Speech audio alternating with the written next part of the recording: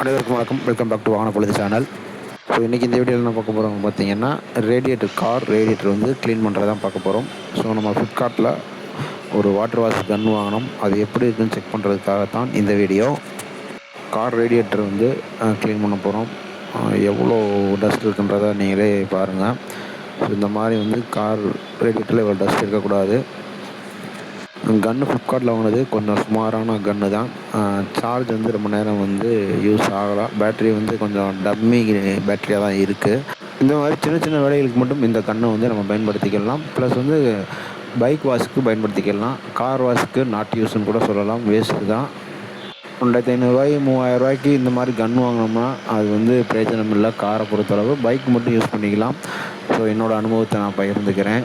So இந்த மாதிரி நீங்களும் கன் வாங்கியிருந்தீங்கன்னா அதை பற்றி ஒரு தகவல் தாங்க. மீண்டும் மற்றும் ஒரு நல்ல வீடியோ நான் உங்களை சந்திக்கிறேன். நன்றி.